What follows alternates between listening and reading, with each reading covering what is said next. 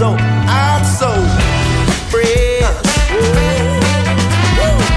Hey, babe, look at the man say, hey, hey. See, I know ya ain't seen nothing like this.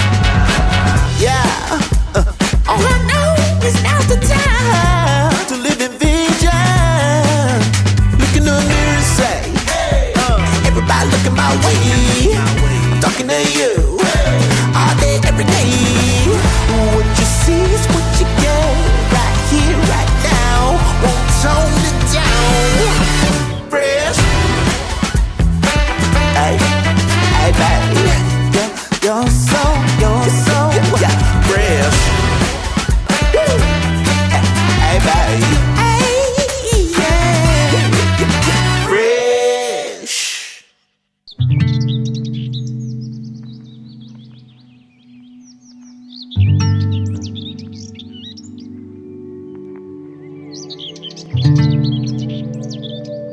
Lovey, Ginaldo, maraming salamat sa lahat. Alam mong, ang dami na nating napagdaanan. And,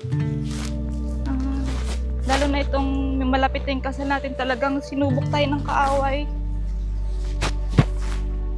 Sa 4 years na pagsasama natin, talagang ang daming challenges na naranasan natin.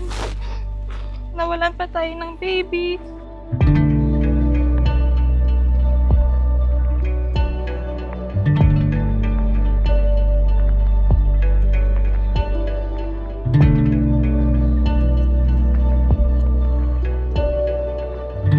Si Sheila na yung nahanap ko.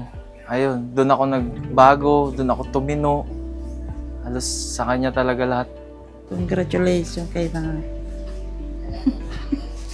Kasal ka na. Tani, layo ka sa amo. Tani, di pa kus makasal ka. Di, anong timo kay amo na? Congratulations lang.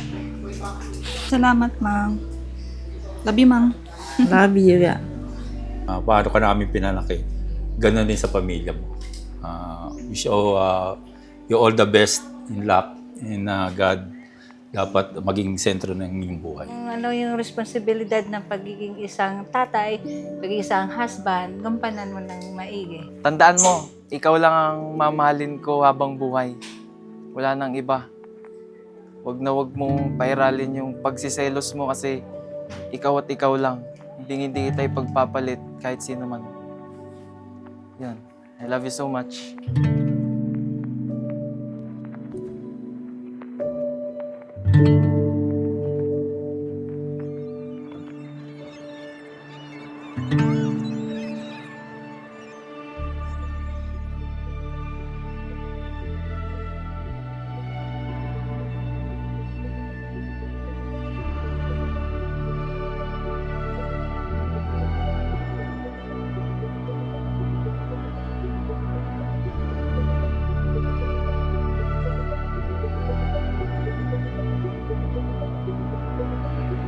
Nagkakilala kami noong nagbakasyon siya sa province namin, sa Tangub City.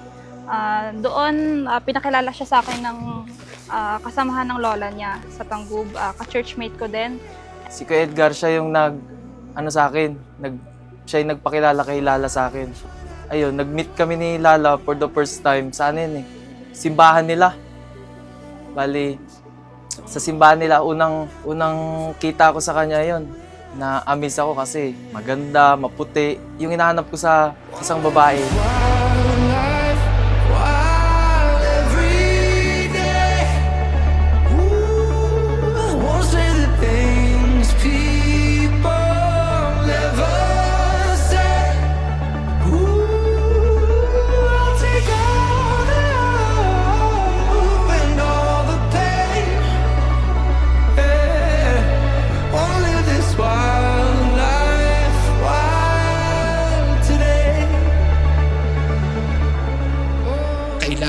Mahalin ng lalaki ang kanyang asawa. It is a lifelong battle that you have to master. It is not a sign of weakness. It should be voluntary because of love. You are joined together not to compete with each other, but to complement each other's weakness. For almost 5 years, we encountered so many challenges. And there are times when I would see you get tired, but there was never a time you gave up. Kahit panay sabi mo na ayoko na or aalis na ako, hanggang salita ka lang kasi. Up with dread. But life's what happens when you're making plans. Dive a step right in, but please don't stand.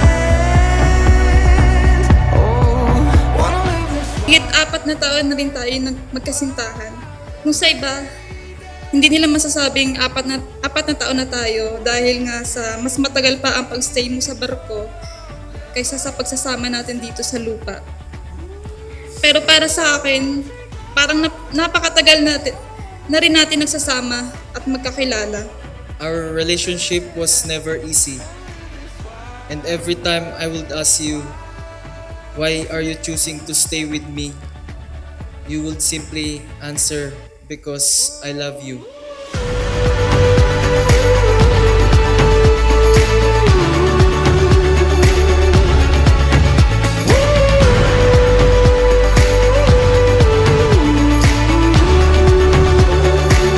I promise to become the best husband you will ever need.